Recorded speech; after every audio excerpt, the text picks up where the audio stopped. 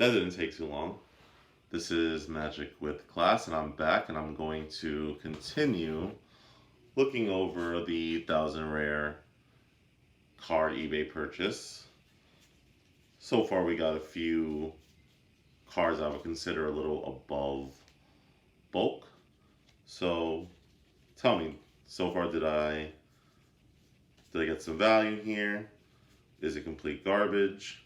I'm looking at some of the cards coming up, and I have to say I'm pleasantly surprised with some of them.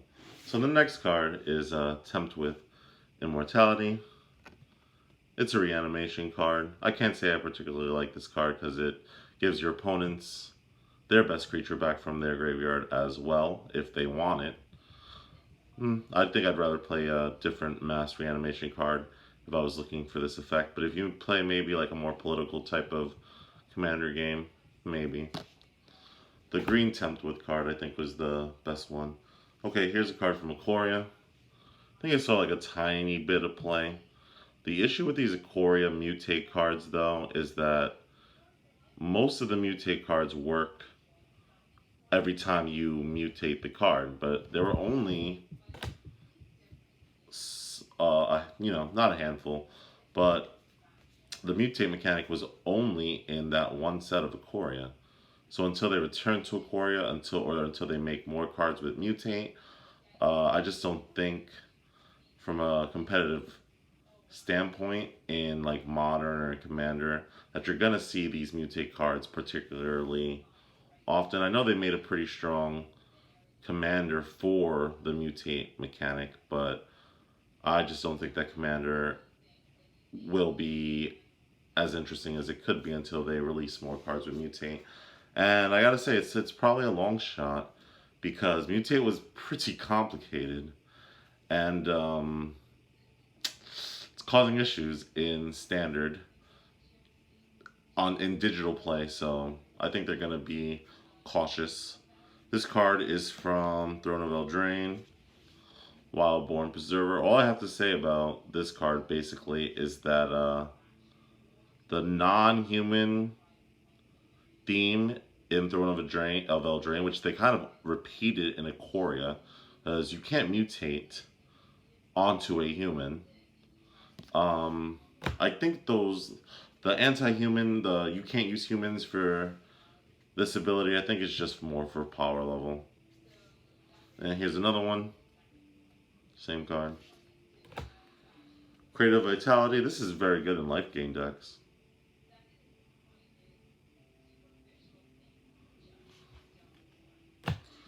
Kong Ming, Sleeping Dragon. This is a legendary creature. It gives your other creatures +1/+1. So basically it's a lord for anything, but it does cost 4 mana, and it is legendary. So you wouldn't be able to stack it. Like you couldn't have 2 of these on the field and just give everything +2/+2. This was originally from Kamigawa. I think it was reprinted in one of the Commander sets. It was also reprinted as an uncommon. This is the rare reprint. I'll just say that this isn't a particularly good commander. I will say though that I've heard rumors that we will be returning to Kamigawa. So is this someone that we're gonna see? Order of Succession. I absolutely despise these types of cards that make you like choose left or right. Like I never play them only because I'm just like confused at how they work. So if someone wants to explain to me how this works, especially if you're not sitting like what if you're sitting in like a triangle type formation, or I don't really like it. Serene Master. I don't really have anything to say about that card. Mirari Conjecture. Love the sagas. I love how they did sagas. I wish there was like sagas in every set. Every set has some sort of history. They could have done sagas, for example, in Zendikar Rising, focusing on the past Zendikar sets. However, I love sagas for Dominaria. I think if we return to Dominaria, we're definitely going to see sagas again. And I love the way they did sagas in Theros Beyond as well. What set would you like to see sagas in? Mimic Vat. Again, I believe this card is from the list because of that symbol, the Planeswalker symbol, that 5-prong symbol at the bottom. This is not the original printing of Mimic Vat, but an excellent card for Commander. Underplayed, maybe. Another one. Same thing, same symbol. So I guess this guy was like opening Zendikar Rising and like he didn't want any of the list cards. Maybe. Or maybe to recoup his losses, he was just trying to make anything. Nemesis of Reason. Right now I think mill is a viable strategy. It rarely ever is.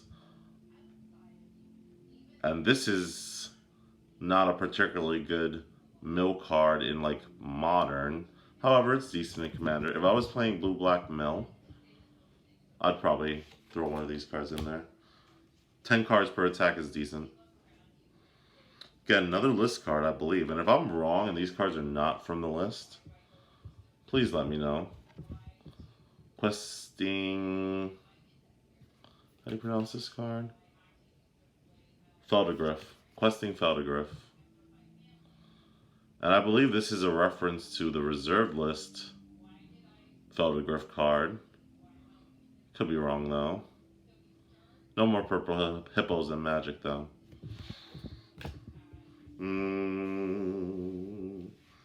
Reality Scramble. This is like a polymorph effect. And they decided to move random polymorph effects into red as opposed to blue. But again, I see the symbols, so this is not an original. I have one Reality Scramble, another Reality Scramble, that's 2, and a third. 3 Reality Scrambles there. Maybe he had some sort of casual deck based on Reality Scramble. Sewer Nemesis. Another card that works with milling your opponent. Maybe you would play this in a black, blue, mill type deck as a backup. Shamanic Revelation from Khan's Error. But again, this card looks like it's from the list, and I can tell from that little stamp. Drawing a card for each creature is decent. For each creature you control. Pretty good, pretty good. If you have a token deck, or a deck that just spams a whole bunch of mana producing creatures, you can refill your hand with this card.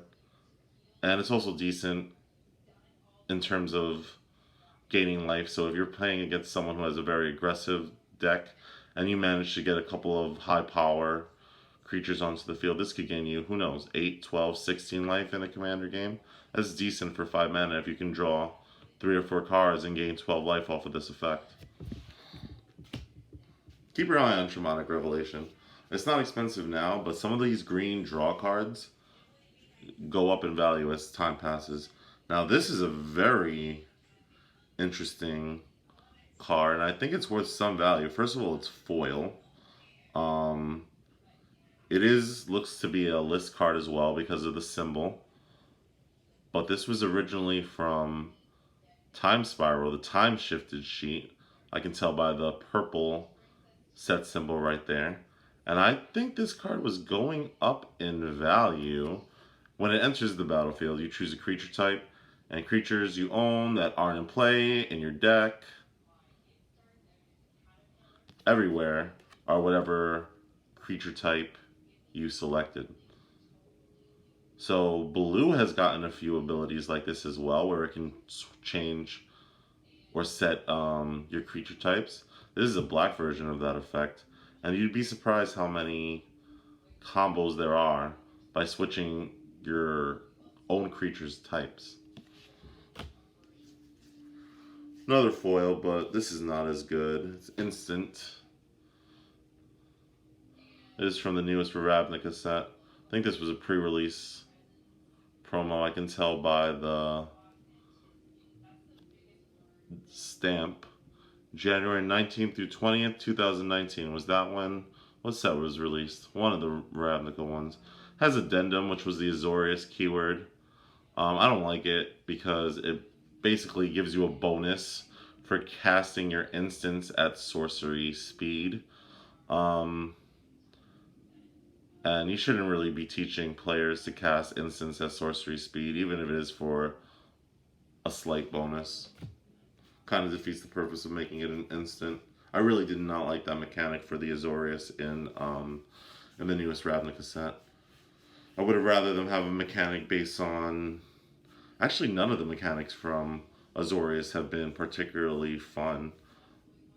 One of them was Detain, which taps you down and locks you out for a turn, which might have some competitive value, but it's not particularly fun to play against. And then before that, they had Forecast, which gave you for revealing a card and paying a smaller cost, you get a smaller effect. I believe that's what most of the Forecast cards did. Again, not particularly, doesn't really feel blue-white to me.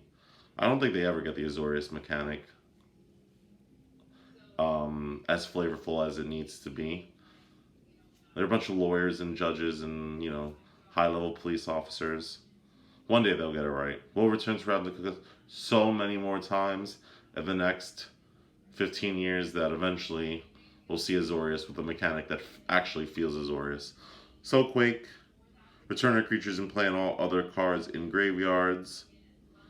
And all creature cards in graveyards to their owner's hands.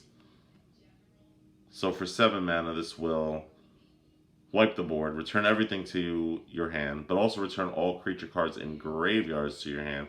I don't know what type of deck this would fit in. If you play this card, let me know what type of deck you use it in. Oh, whew. Goblin Game. I know this card is on the list. I'm not even going to explain what this card does because I'm not 100% sure on the ruling for this card. It says, to hide objects or something. But when you play this card in a competitive tournament, I think you just choose a number or something and say you hit that many items. This card should not be black border. This card should be silver border. It's just so weird. Good thing it's not particularly competitive. This is a very good condition card, though. Most of the Goblin Game cards I've seen are in terrible, not great, moderate played.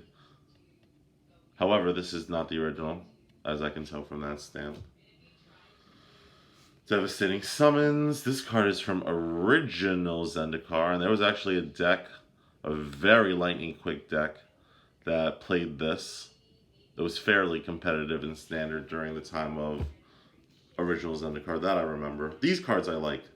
Now, these Mythos cards from Ikoria that cost a mono color, but if you have 2 other colors, it has an additional or better effect. There was a whole cycle of these, and I like them. And I like the art for these too.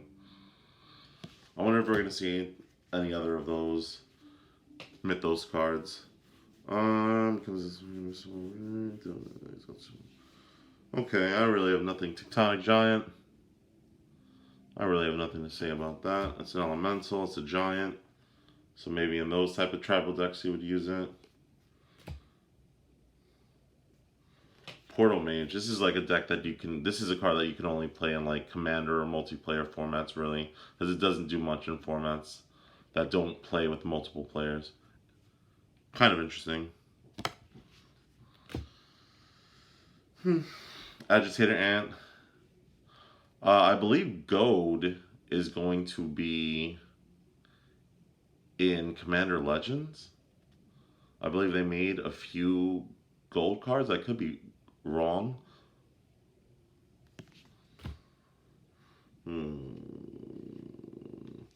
Another card if you're going to make a cycling type commander deck. Or maybe one day if cycling becomes competitive in like modern. Or no, I don't even think this is legal in modern. Legacy then. Seems like a long shot. I don't particularly like this card.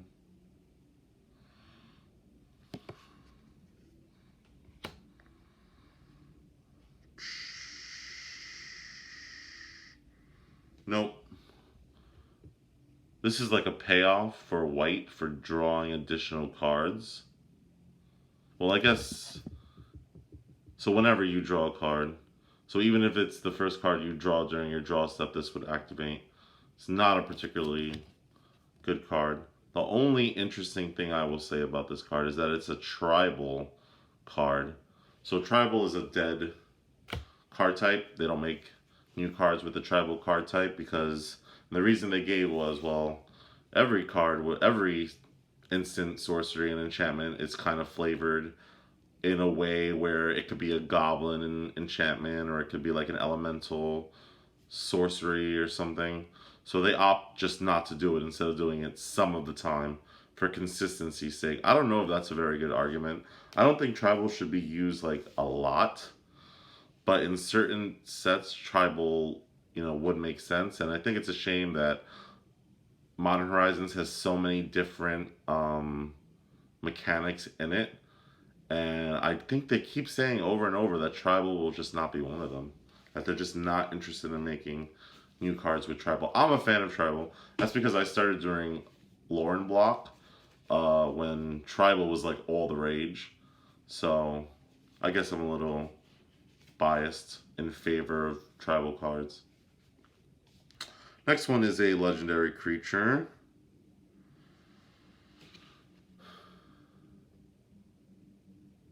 What does it have? Flash and flying.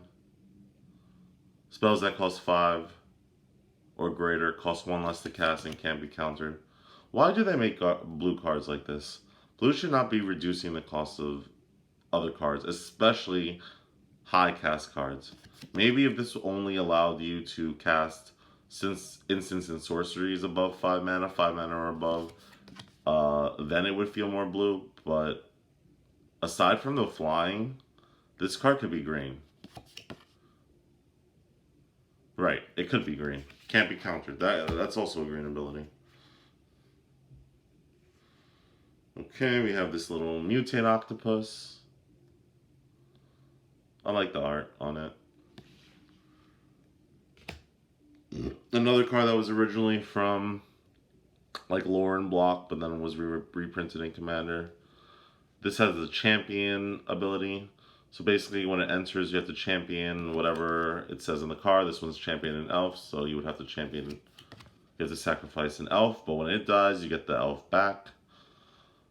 I would also consider, I wouldn't play this in an elf deck though. I don't think it's, what is it? 4 mana for a 5/5, that's just not good enough anymore. And you have to sacrifice an elf. However, I could maybe see this seeing some play in a tribal wolf deck, because it does give all wolves death touch, right? Yep, and it can create its own wolves.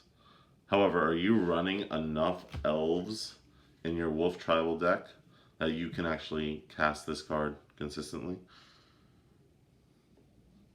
Maybe if they keep making elf cards that work with wolves, which they might do. Snake. And it's a snow creature. I will mention that.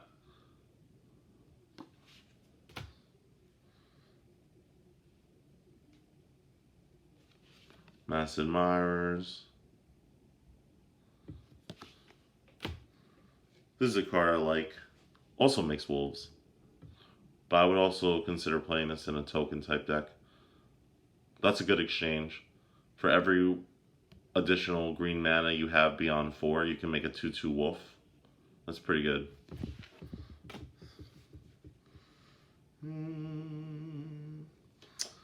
I like this card because you can use the ability as many times as you want during the turn as long as you have that much mana.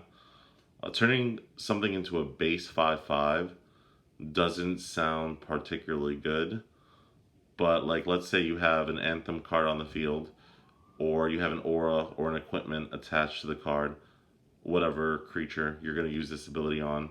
So it becomes a 5/5, and then whatever bonuses it's getting from the equipment or the aura or the, Lord effect on the Anthem effect on the battlefield, it will continue to boost it. I don't know. Here's another mythic. Rampaging Baloffs. Originally, this card was from Zendikar. It has landfall. It was one of the first landfall cards ever made, and it's actually pretty good still in Commander landfall decks. I think I would play, if I had a green deck that used a lot of landfall cards or specialized in just playing as many lands as possible, I think I would run this card for sure. I think it's been reprinted as a rare though.